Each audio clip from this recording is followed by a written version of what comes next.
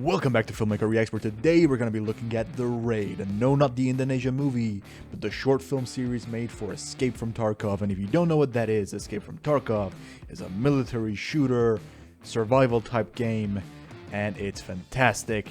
And they've made this little series that kind of showcases what the game is all about, although the game doesn't quite play like that, but it gets the spirit of what the game is all about. And today we have our wonderful beverage over here. Wow. So without further ado, let's jump right into it.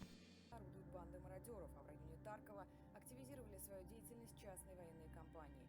Среди них западные ЧВК, представляющие интересы международной корпорации Terra Group, а также, по некоторым данным, российская частная военная компания BR. Присутствие последней в неспокойном регионе по-прежнему не подтверждается российскими официальными властями. So straight away, a very movie-esque / TV show style of introducing us into the world through a newsreel. You know, it's kind of cliche. It's been done a lot before, but just because it's cliche doesn't necessarily mean it's terrible. A little bit, it's just okay. You know, there's nothing crazy. But it does definitely do a good job of introducing us to the setting, what kind of world we're going into, and the kind of plot and characters we should expect to meet just through what was just said here and what was shown. You know, a lot of war zone, blocked off kind of streets, a lot of soldiers and everything. Already you know what kind of world this is going to be and what kind of story you're going to be witnessing.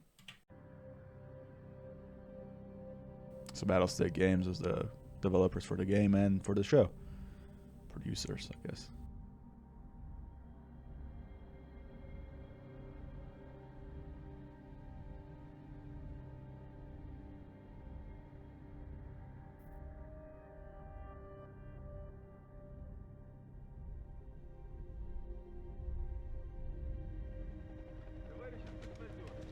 Вылет нашей группы в 23:50. Берите все, что вы несете. Прогулка может затянуться. Командир, почему мы не можем просто зачистить этот долбанный Тарков? So immediately, right off the bat, you can see its high production value. They're either in some kind of military base or they've rented out an aircraft hangar and they've brought over definitely military vehicles and correct looking gear and everything. Straight off the bat, you can see that a lot of budget was poured into the production of this show, and immediately you expect high production value for the entire thing.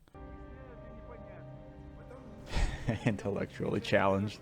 Еще не повод для общевойсковой операции внутри нашей страны.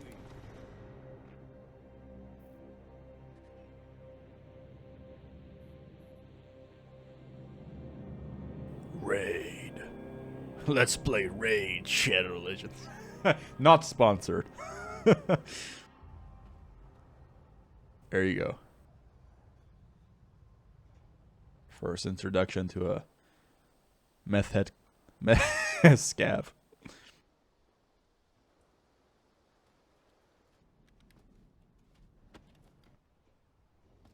Definitely representative of the game.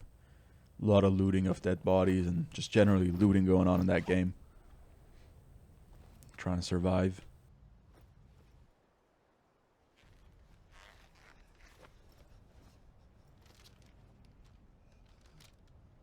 Although you certainly wouldn't want to start eating right in the open. Not in the game. Or even in a real scenario like this, because... boom. That's why. Now, really good suspense building there. You always know when you have like something in the foreground and your actual subject's way off in the background.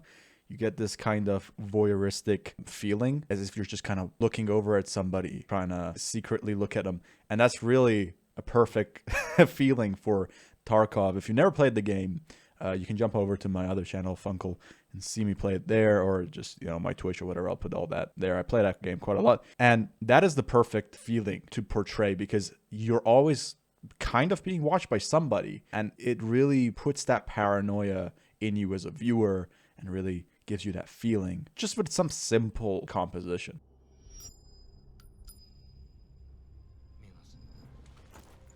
Very good job on that bullet whiz and, you know, impact too. Он без подружек? Пока чисто. Внимание, контроль.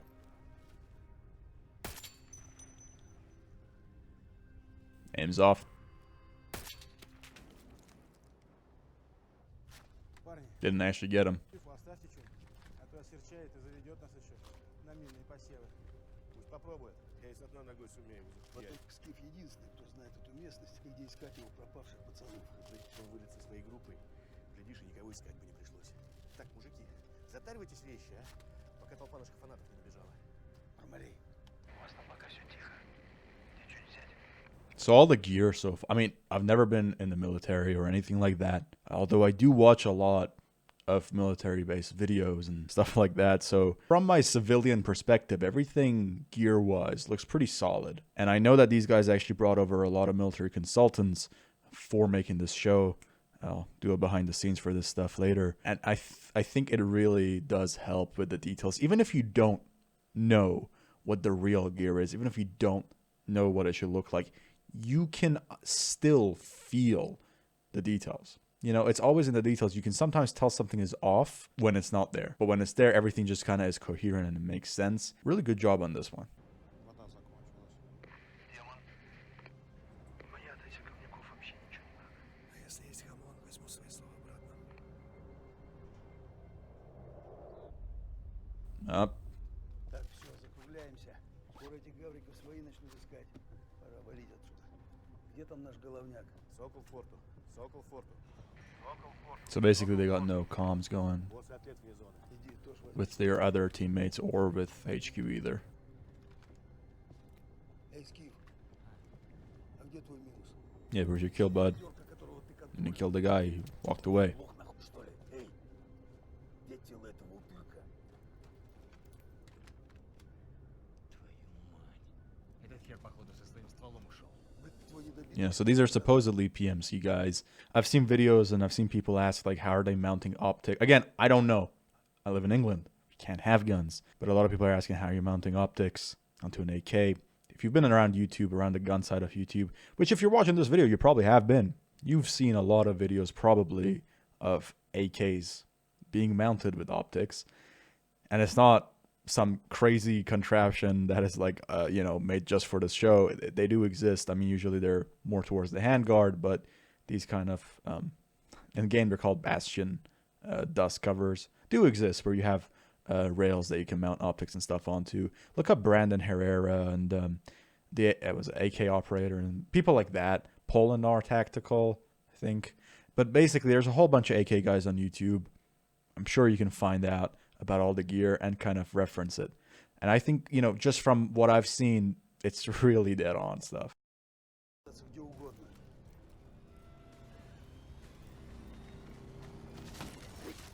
Oop, idiot.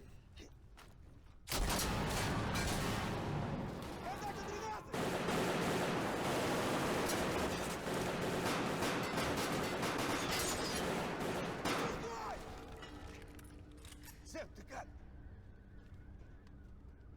A lot of breaking the 180 rule there, but for a reason. People always tell you, especially when you're first starting to learn filmmaking, is don't break the 180 rule and unless you know what you're doing. You should learn the rule before you break it. And that's kind of what they're talking about because it creates immediate confusion and disorientation. Where in this situation, it's exactly what was needed because you're trying to display how disorientated these guys were because they were taken off guard with this kind of hail of bullets coming through the sheet metal walls and trying to respond to that. And one of them got hit. Серп 300. Твою мать. Маус, на контроль. So you see that one little mistake that Skiff made? He couldn't get the shot on the guy, make sure he's dead. Come back to bite him. Ooh, what a grenade. That is a really nice grenade because it's not a fireball, it's fragmentation. Now, I don't know if a real grenade would blow up a cinder block like that. It might, but the fact that it's just because it's a fragmentation grenade, it's not an incendiary, so it shouldn't have a fireball. But you look at a lot of Hollywood movies, and they will just have this big fireball. It's not like that. Again, civilian, but use your logic. It's called a frag grenade for a reason. I don't know if you noticed that, but he kind of kicks in the mag. Although I don't know why he does that. Let's take a quick look, shall we? Right. Cinematography is great, by the way, so far. The lighting, This low-key lighting, it's, you know, so low-key being darker, high-key being brighter. Lot of fog, lot of smoke in there to get all these rays of light coming in, make it really cinematic. Very cold grating. Lots of green being implemented into it. Все онемело, сука.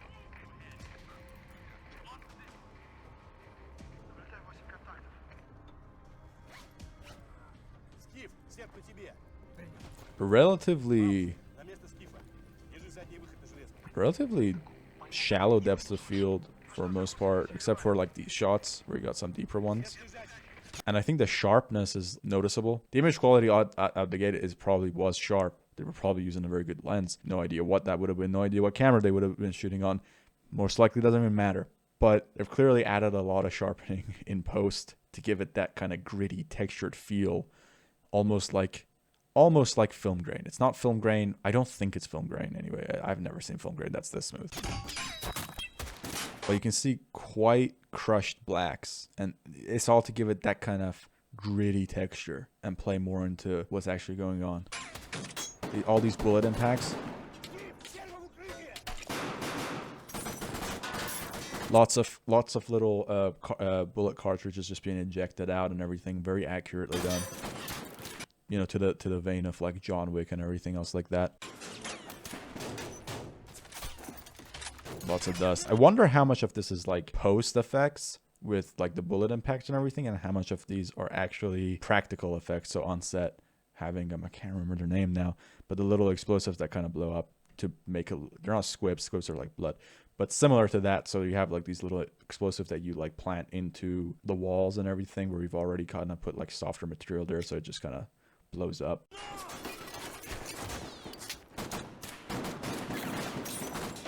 Because there's a lot of impact. I mean, obviously, I'm assuming whenever that you have but like this shot where you have like an over the shoulder of the guy firing, and you also see the guy being fired at, I'm assuming that's post effects. It could be the little explosives, but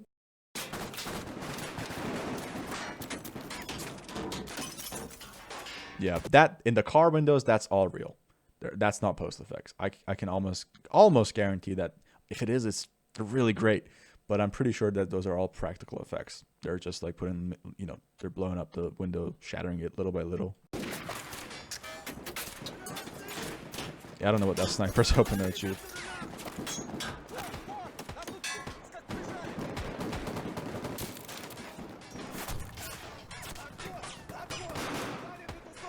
Again, breaking the 180 there, give it more confusion, make the situation feel more tense, feel more life-threatening, which it is. You know, it's a firefight. And again, not been in the military or anything like that, but if you've ever even been in a paintball match or an airsoft match, you know how quickly you can get turned around and how quickly you can lose track of who's who and where they are and where everything's happening. Now imagine that stuff, that kind of feeling of, you know, being in a paintball airsoft match, but except your life depends on it. It's going to get a lot more hectic a lot quicker, especially you're fighting against an overwhelming number of people, a much bigger number of people than you guys. Yeah.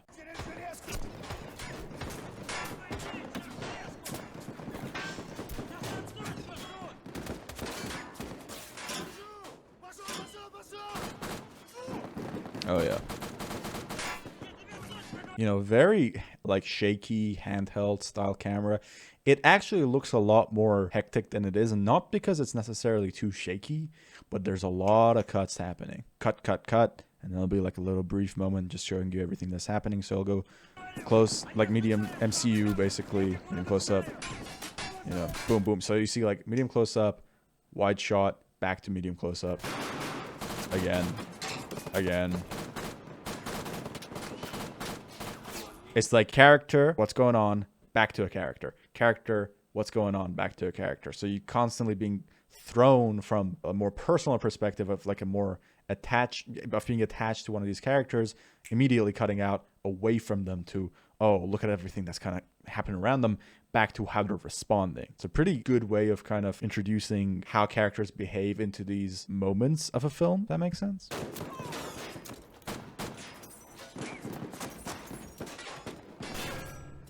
There you go.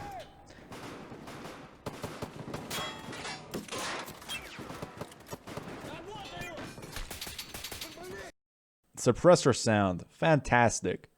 Suppressors are not that quiet as... They're loud, they're kind of loud. They're not that quiet.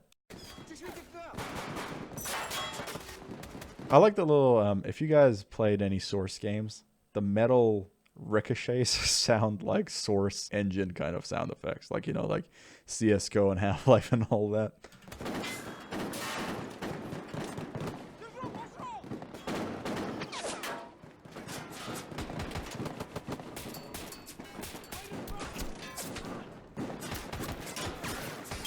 So, ooh. So his gun just got shot out of his hand. How realistic is that? It's possible. And I like, you know, there's this idea that if you don't, like with the enemies, in this case, these are USEC, so like a Western PMC group, you never see their faces. Now, this is a classic idea in so many different forms of media, that the less you see of somebody, the less emotionally connected you are to them. So to make these kind of faceless villains, this faceless group of enemies is a lot more effective than if you're seeing all these different people for this situation. Now you could argue that no, because I want to create a better connection between these two enemies and kind of humanize both of them. And that was just something that actually they do end up getting into later on in the show, not this episode. But to begin with, if you want to create kind of this malicious force, this malicious person or group, if you remove their faces, as humans on a psychological level, we don't connect to them as much. Like, think about Leatherface. You know, we can't really connect with them because of the face not being there. Or it is a face there, but it's eerie. It's not a normal human face. It's not his face. That is why most horror, you know, movie monsters and villains and all that, they tend not to have a normal face. You'll see later on a direct opposite where they actually start showing the enemy and they actually start letting you hear the enemy to create a better emotional connection between the viewer and humanize the enemy too. Oh yeah. Very good job on the stunt team. Yeah.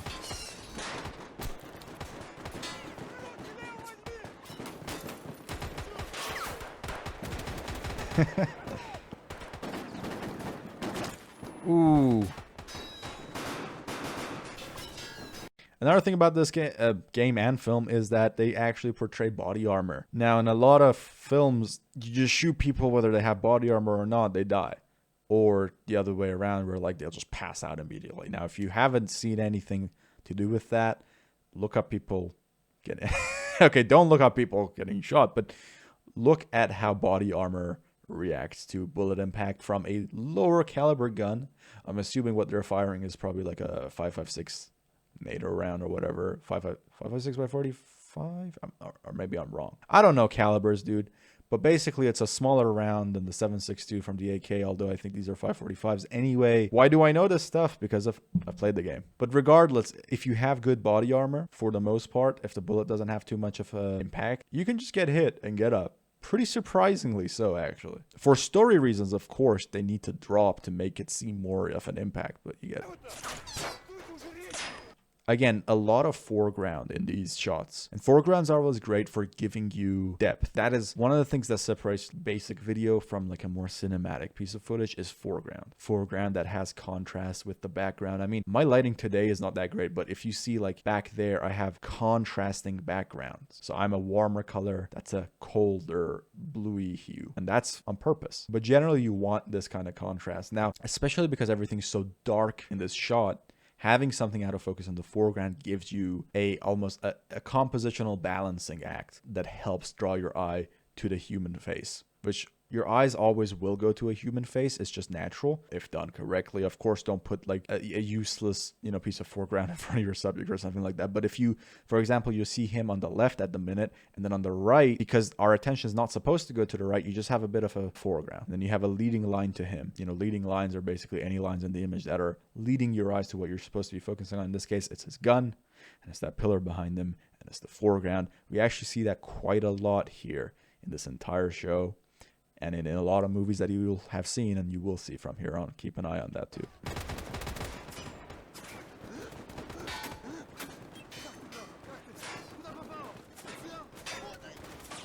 Dead or not. nice. Now these guys, ammo conservation is apparently not on the to-do list today. Oh, look, the guy actually from the U6 side is using an AK platform. Again, PMCs, obviously they've picked up an AK from somebody. But that didn't last long. Now this guy's got an M4 with a grenade launcher on it. Misfire.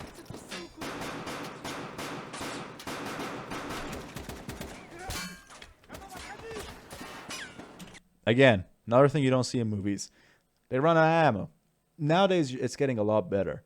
Nowadays, people are actually wanting more realistic portrayals in movies. You see John Wick reloads all the time. You see, Extraction. You see Sicario. You see, what's that other film? I can't remember at the minute. And I think that's really great that a lot of movies are implementing more realistic portrayals. It gives us a better understanding of what actually happens, because stories sometimes need it, sometimes they don't.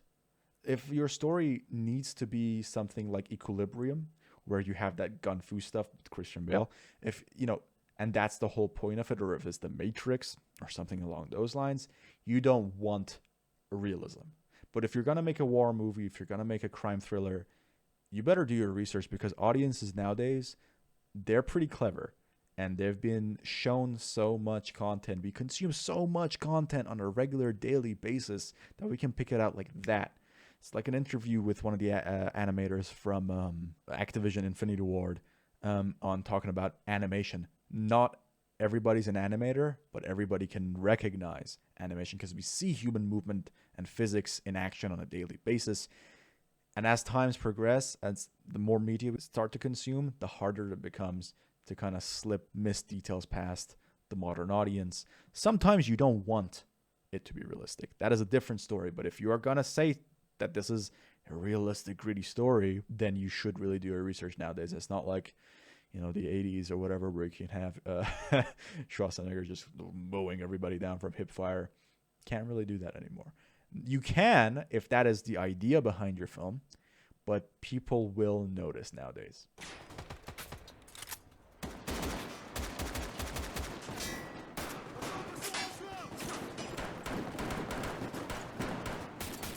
Very well done. Everything Shogun was. Now, you might think this is just a fight scene, it's whatever. The fight scene's actually been made more interesting by adding a kind of a story to it. Now, you might think there's no story here, not really, other than kind of what was told at the beginning. But there is a story. Is those characters outside are trying to get back inside to their teammates, but they can't. Why? Because the antagonist is preventing them from doing it. You have that moment where you lose hope. Everything seems lost almost, which is when the guy's gun gets shot out of his hand, and the other guy gets shot out there, and you're almost like, oh, they're dead. But then they make it. It's that up and down ride that you would find in a 90-minute feature-length film. It's being implemented in such a simple sequence. Everything video needs some kind of story. Everything film needs some kind of story, even if it's a small, tiny little goal that a character has to achieve. There needs to be conflict. And if there's no goal, there can't be a conflict. And if there is no conflict, then you can just get the goal. There is no real story.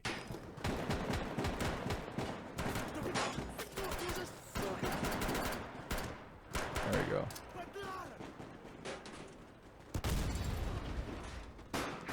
It's like the hero triumph thing. Finally gets in, he's coming back in.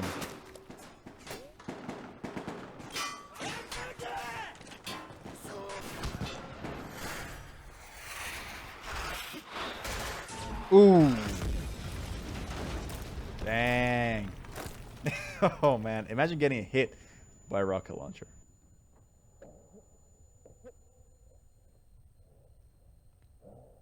This is just lowering the shutter speed, to get this kind of effect, this kind of like hazy effect. Here we go, and he's like confused and he can't hear. Very good sound design. And that is the classic cliffhanger. And there you have it. That is the first episode of Escape from Tarkov's Raid. What do I think of it? It's really well done. Especially when you consider this is a niche game. This is not a, Call of Duty, Battlefield, or, Halo, whatever. it's a very small kind of community behind this game. Even though it's actually been picking up a lot of popularity, if you are here, you probably know about the game.